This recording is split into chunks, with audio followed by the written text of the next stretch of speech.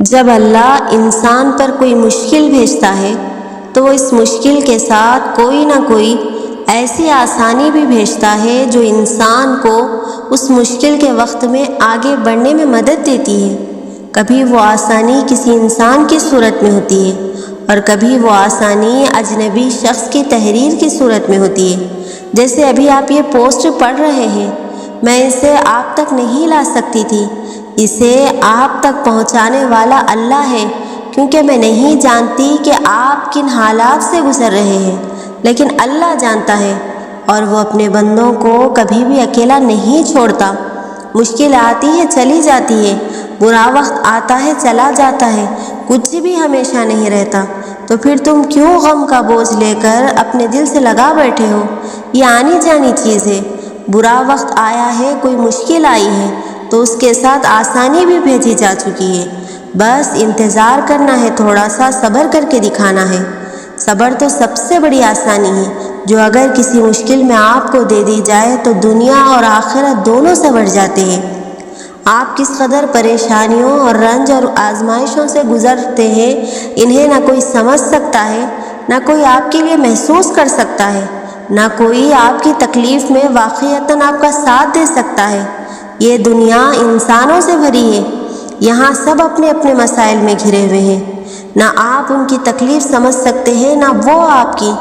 غم آنے ہیں، تکالیف آنی ہے، لیکن ان کا مقصد واقعتاً تب پورا ہوگا جب آپ اپنی توجہ اللہ کی طرف مرکوز کر کے اسی کو اپنا مسیحا سمجھیں گے، اسی سے فریاد کریں گے، اسی سے مدد کی امید رکھیں گے۔ تب آپ جانیں گے کہ حضرت یعقوب علیہ السلام نے یہ کیوں کہا تھا کہ میں اپنی پریشانی اور اپنے غم کی فریاد اللہ ہی سے کرتا ہوں۔ سورہ زحا میں اللہ پاک فرماتے ہیں کہ نہ تو تیرے رب نے تجھے چھوڑا ہے اور نہ بیزار ہو گیا ہے، یعنی اللہ ہی تمہارا پہلا سہارا تھا اور اللہ ہی تمہارا آخری سہارا ہے۔ تم کتنے ہی گناہگار کیوں نہ ہو، تم کتنے ہی نافرمان کیوں نہ ہو، جب جب تم اسے پکارو گے تب تب وہ تمہاری پکار کا جواب دے گا۔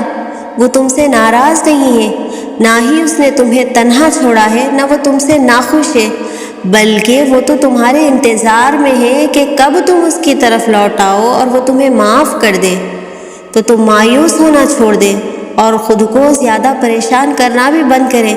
بس آپ اپنی طرف سے پوری کوشش کرتے رہیں، اپنے ارادے نیک رکھیں۔ آپ کا یہ سفر آپ کو تھکا بھی سکتا ہے اور آپ کو پریشان بھی کر سکتا ہے، لیکن پھر آہستہ آہستہ آپ کو چیزوں کی سمجھ آنا شروع آ جائے گی اور آپ اپنی منزل کو پالیں گے۔ یاد رکھیں، آپ کی زندگی بہت عمدہ ہے اور آپ بھی بہت عظیم ہیں۔ آپ فی الحال جن چیزوں کا تجربہ کر رہے ہیں وہ صرف آپ کی زندگی کو اگلی سطح پر لے جا رہی ہے۔ آپ بڑھ رہے ہیں، آپ بہتر بنتے جا رہے ہیں۔ آپ اپنے ارادوں کو مخلص رکھیں، محنت کریں اور اللہ آپ کو ایسے راستے اور مواقع بھی فراہم کرے گا جن کے بارے میں آپ کبھی سوچ بھی نہیں سکتے تھے کہ وہ بھی موجود ہے۔ اور اللہ کو پانے کا سفر آسان ہوتا تو یعقوب علیہ السلام کی آنکھوں کی روشنی نہ جاتی۔ ایمان کمزور پڑ جاتا ہے، کوئی بات نہیں، قدم لڑ کھڑا جاتے ہیں، کوئی بات نہیں، دل گھبرا جاتا ہے، کوئی بات نہیں، رونا بھی آتا ہے مگر کوئی بات نہیں، مگر اس سب کے بعد بھی تمہارا بھروسہ نہیں ٹوٹنا چاہیے۔ چلتے چلتے تھک بھی گئے ہو تو قدم رکنے نہیں چاہیے، روتے بھی ہو تو شکوہ نہیں کرنا چاہیے، اور یہیں پہ اللہ کو اس کے پیارے بندے ملتے ہیں، وہ جو سفر کرتے رہتے ہیں، وہ جو گر کر بھی بھٹکتے نہیں، اور یہی تمہیں اللہ کا بنا دیتا ہے، کیونکہ اللہ کو تو بس تمہارا یقین دیکھنا ہے۔ تو دیکھو، جب کوئی ایسی آزمائش آ جائے کہ کوئی راستہ نظر نہ آ رہا ہو، آپ کو حق پر ہوتے ہوئے بھی مشکلات کا سامنا کرنا پڑے، تو ایسے میں اپنا اللہ پر یقین اور پختہ کر لینا، فوراً اٹھنا اور وضو کرنا اور خشوع کے ساتھ نماز ادا کرنا اور اللہ سے مدد مانگنا کہ اللہ، آپ تو جانتے ہیں کہ میں سب کچھ چھوڑ کر صرف آپ کے لیے یہاں تک آئی ہوں، اب مجھے ثابت قدم رکھنا، مجھے اپنے نفس کے حوالے نہ کرنا، مجھے شیطان کے وسوسوں سے بچا لینا۔ پھر دیکھنا کہ اللہ کیسے تمہاری مدد کرتا ہے، کیونکہ یہ تو صرف تمہارے یقین کی آزمائش تھی۔ تم تو خوش نصیب ہو کہ اس نے تمہیں ہدایت دی اور اپنے راستے کے لیے چنا۔ آگ گلزار کر دی گئی جب اللہ تعالیٰ نے ابراہیم علیہ السلام کا بھروسہ دیکھا۔ جب حضرت جبرائیل علیہ السلام نے ان کو مدد کا کہا وہ ان کو آگ سے بچا لے، تو ابراہیم علیہ السلام نے کہا کہ جو اللہ چاہے اسی میں راضی ہوں۔ اللہ بہترین کارساز ہے۔ وہ کچھ بھی مانگ سکتے تھے مگر انہیں اللہ پر یقین تھا، اور اللہ نے بھی ان کا یقین ٹوٹنے نہیں دیا۔ اللہ نے آگ ٹھنڈی کر دی، اللہ نے معجزہ کر دیا۔ معجزہ اس طاقت کا نام ہے جس کی بنیاد کامل یقین ہے۔ ابراہیم علیہ السلام کا خدا ہمارے لیے بھی معجزہ کر سکتا ہے، بس اللہ پر چھوڑ دیا کرو، سب معجزہ خود بخود ہو جایا کریں گے۔ اور یقین کرنا مشکل ہوتا ہے اس وقت جب ہم بہت اذیت میں ہوتے ہیں یا ضد کر رہے ہوتے ہیں اپنے رب سے۔ کچھ لوگ رات کو یہ یقین کر کے سوتے ہیں کہ میں صبح اٹھ کر یہ کام کروں گا۔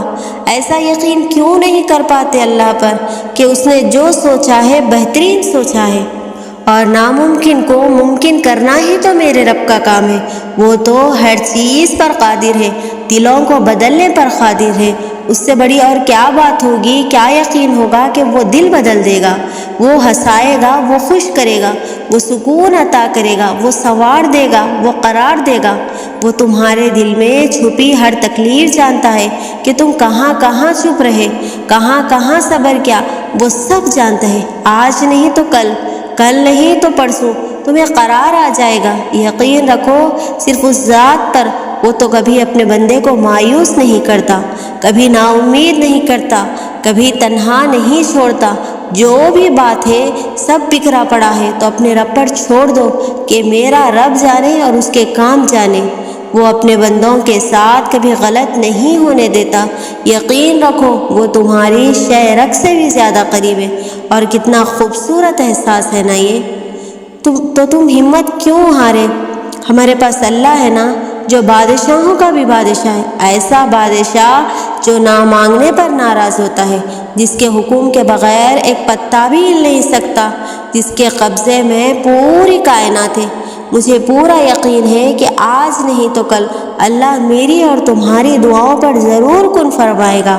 ناممکنات اور دعاؤں کے ناقبول ہونے والے وسوسوں سے پریشان ہو کر اللہ سے اشارے مانگتے ہو کہ تمہاری دعا قبول ہوگی بھی یا نہیں، تو سب سے بڑا اشارہ تو خود تمہارے سامنے ہے۔ اگر اللہ مانگنے کی توفیق دے رہا ہے تو نہ ملنے کا شک تو بنتا ہی نہیں۔ تم اپنے ہر درد کو، تکلیف کو، پریشانی کو دعا میں تبدیل کرو، کیونکہ دعا ہر چیز کا علاج ہے اور مومن کا ہتھیار ہے۔ جب بھی کسی کام میں مشکل آئے اور کچھ سمجھ میں نہ آئے، اس کے لیے دعا کرو، اور پھر دیکھنا کیسے تمہارے لیے راستے بننا شروع ہوتے ہیں۔